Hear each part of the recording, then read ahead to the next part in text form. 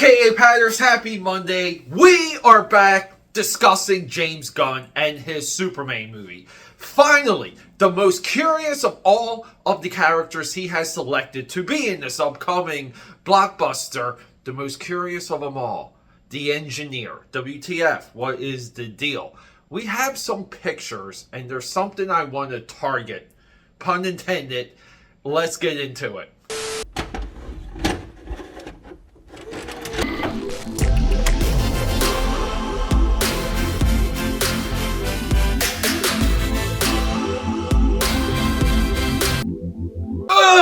Here we go. Good morning, my AK powers. Can you see the Philadelphia sunshine creeping through my production room, washing out my cool lighting? Peter A. DeLuca here, aka Pad69. Stay with me. Known throughout Philadelphia, PA, Europe, and the vast multiverse as your eclectic one, and in some small tight circles, the pop culture Pope. So much has been happening. Just in geek news, just in comic books and movies and stuff I've been reading, wanting to bring to you. I've been on a long deep dive again about my boy, Clive Barker, the greatest horror novelist of all time. Well, H.P. Lovecraft, Clive Barker, it's a two-headed dragon for me. So expect some very long episode drops.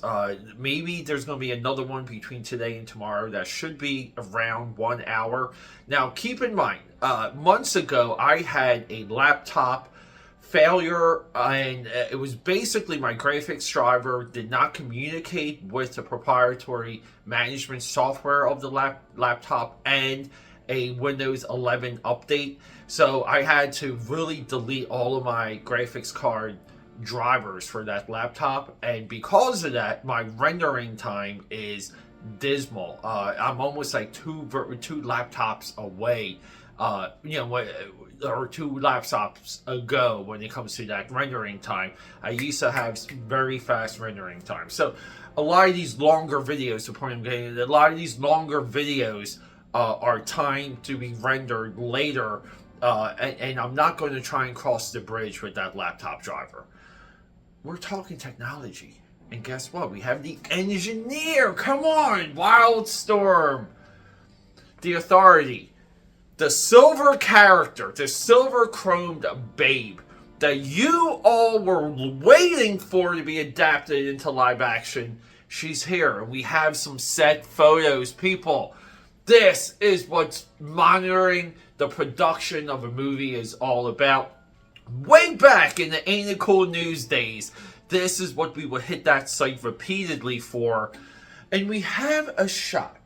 I want to get into this shot where the girl's like this, right? She's kind of like this. And we can kind of envision the CG cameras or the CG masterminds, putting some cannons on her hands. And she's pew-pewing, I guess, as the super dorks like to say. But no, she's firing away, and we can only assume it could be soup that she's shooting at. And then it occurred to me, what am I looking at? People, I'm looking at Brianic. See, ever since Superman Returns, ever since that movie, we wanted Brianic in a live-action Superman movie. So much so, we go to the Superman animated series and we pump the stock of that Brainiac because we're so effing desperate for a well-portrayed Brainiac that is an absolute threat to the Man of Steel. See, a lot of people like to say that the Man of Steel's only weakness is magic, right? Which is, suitable for the Shazam Superman duel that we get in Kingdom Come, but they're opposites. But in a way, Shazam will always have the upper hand over the Man of Steel. But technology is another weakness, and this has really not been explored in much of the comics. I think he's confronted it. I believe it's been glossed over, but it hasn't really been pinpointed as this focal of we want to make Superman weak. So we have to come up with things. Technology is a wonderful path because as intelligent, and we forget that Superman is of an alien mind and alien intelligence and has an alien library of knowledge in him, we can still beat him with tech. It seems impossible, but it's all more exciting if it unfolds on the page. So the engineer is a proxy for Brainiac. It's clear with this one set photo. And why is this of a topic of conversation? Well, here it is. I gotta say, all of you out there missed this. All of you. I don't know what some of these commentators, some of these news reporters are doing. It does make me feel good when I catch you guys slipping. It's Brainiac. And the reason why we have Brainiac, because James Gunn is aware of the modern audience. He's aware of the wokeness and everything that comes with it. The progressive nerds. I like that term coined here.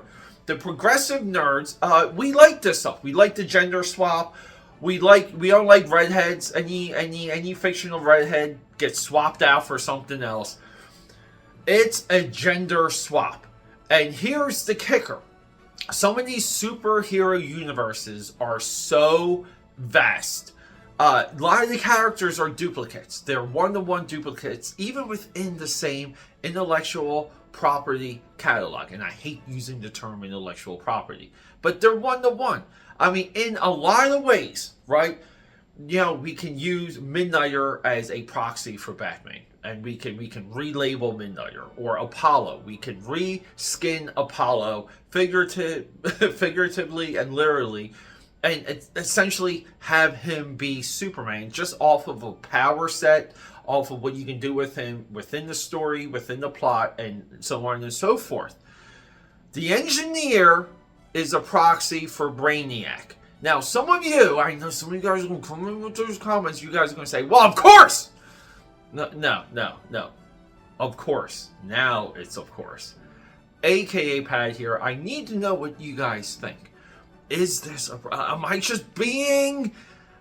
is my gray matter running too fast? Am I way ahead of myself on this?